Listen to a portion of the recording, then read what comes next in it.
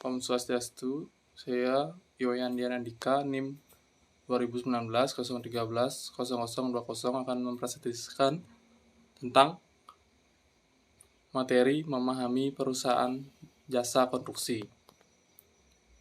Jasa konstruksi ialah salah satu kegiatan di bidang ekonomi, sosial, dan budaya yang mempunyai peranan penting dalam pencapaian berbagai sasaran guna menunjang terwujudnya tujuan pembangunan sosial. Jasa konstruksi dibagi menjadi 3, yaitu jasa konsultan perencanaan konstruksi, jasa pelaksanaan konstruksi, dan jasa pengawasan konstruksi. Pekerjaan konstruksi adalah keseluruhan dan atau sebagian kegiatan perencanaan dan pelaksanaan beserta pengawasan yang mencakup pekerjaan arsitektural, sipil, mekanikal, elektrikal, dan tata lingkungan masing-masing kelengkapannya, dan mewujudkan suatu bangunan atau bentuk fisik yang lain. Bangunan jasa adalah orang atau perorangan atau badan sebagai pemberi tugas atau pemilik pekerjaan proyek yang memerlukan layanan jasa konstruksi. Penyediaan jasa adalah orang atau perorangan atau badan yang kegiatan usahanya menyediakan layanan jasa konstruksi. Jenis-jenis perusahaan konstruksi. Perusahaan perencanaan konstruksi. Yang kedua, perusahaan pelaksanaan konstruksi, dan yang ketiga, perusahaan pengawasan konstruksi sudah dijelaskan di dalam materi tersebut. Kontrak perusahaan jasa konstruksi. Kontrak konstruksi ialah suatu kontrak yang dinegosiasikan secara khusus untuk konstruksi atau aktiva atau suatu kombinasi aktiva yang berhubungan erat satu sama lain atau saling tergantung dalam hal perencanaan, teknologi, dan fungsi atau tujuan atau penggunaan pokok. Jumlah yang diminta kontraktor kepada pemberi kerja atau pihak lain sebagai pengganti untuk biaya-biaya yang tidak termasuk dalam nilai kontrak.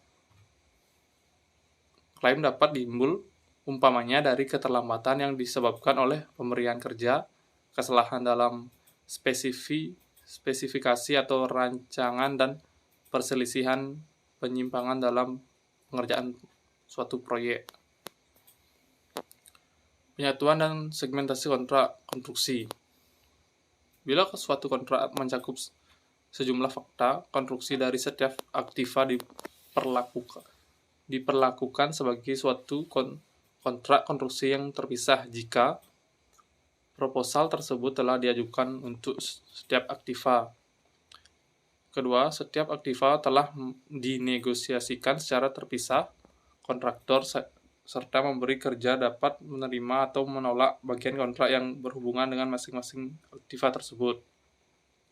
Yang ketiga, biaya dan pendapatan masing-masing aktiva dapat diidentifikasikan. Pendapatan kontrak diukur pada nilai wajar dari imbalan yang diterima atau yang akan diterima. Jumlah pendapatan kontrak dapat meningkat atau menurun dari suatu periode ke periode berikutnya. Pengukuran jumlah pendapatan kontrak yang timbul dari klaim mempunyai tingkat ketidakpastian yang tinggi dan seringkali tergantung pada nilai negosiasi. Klaim hanya dimasukkan dalam pendapatan kontrak jika negosiasi telah mencapai tingkat akhir, sehingga besar kemungkinan pemberi kerja akan menerima klaim tersebut.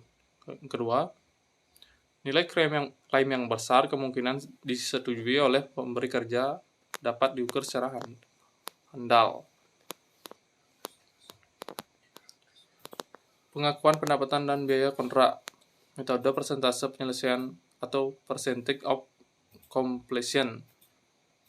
Pengakuan pendapat dan beban dengan memperhatikan tahap penyelesaian suatu kontrak. Pendapatan kontrak dihubungkan dengan biaya kontrak yang terjadi dalam mencapai tahap penyelesaian tersebut. Metode ini memberikan informasi yang berguna mengenai luas aktivitas kontrak dan kinerja selama suatu periode. Biaya kontrak biasanya diakui sebagai beban dalam laporan laba rugi. Dalam akuntansi di mana pekerjaan yang berhubungan dilakukan. Sistem akuntansi utama perusahaan jasa konstruksi dapat dilihat di bagian yang di bawah ini. Sistem akuntansi.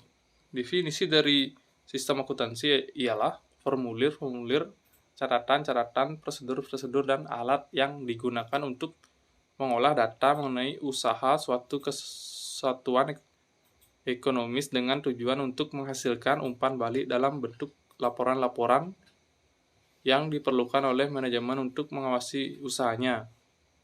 Unsur-unsur yaitu klasifikasi rekening, real, dan nominal buku besar atau umum, jurnal, dan bukti transaksi.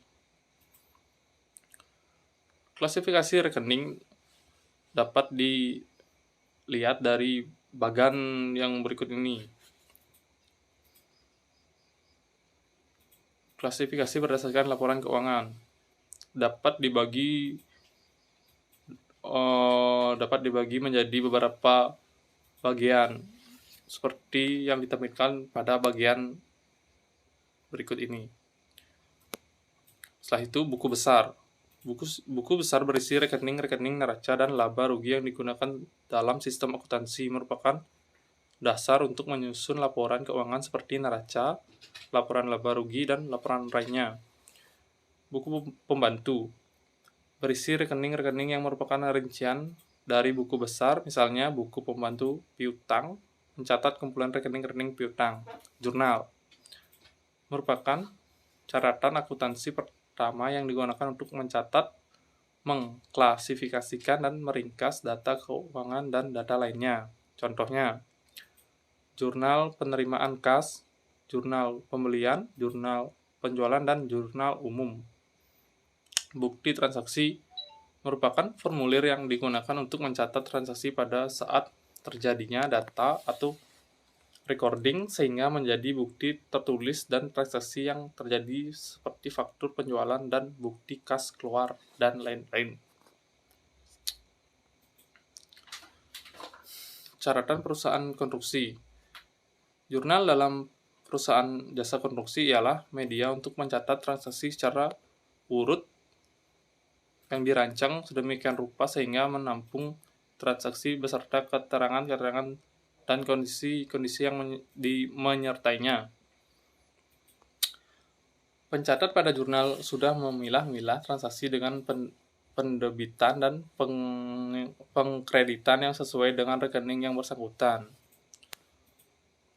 Berikut adalah bentuk jurnal umum yang biasanya dipakai di beberapa proyek atau akuntansi yang lainnya.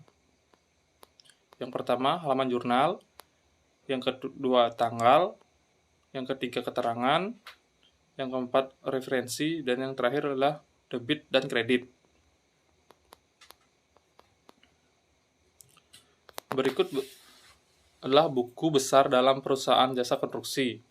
Buku besar dapat dibagi menjadi 3, yaitu neraca atau real, laporan laba rugi, dan yang terakhir laporan perubahan modal. Buku pembantu ialah rincian dari rekening yang ada di dalam buku besar. Buku pembantu piutang, buku pembantu persediaan bahan baku, buku pembantu mesin dan alat, buku pembantu mata uang, buku pembantu biaya overhead pabrik, buku pembantu biaya penjualan, dan buku pembantu biaya administrasi umum. Berikut adalah contoh dari simple grading contractor. Bisa dilihat di tabel berikut. Terima kasih atas perhatiannya. Demikian presentasi yang bisa saya sampaikan. Mohon maaf kalau ada kesalahan dan salah kata. Saya Ewian Andika undur diri. Om Santi. Om.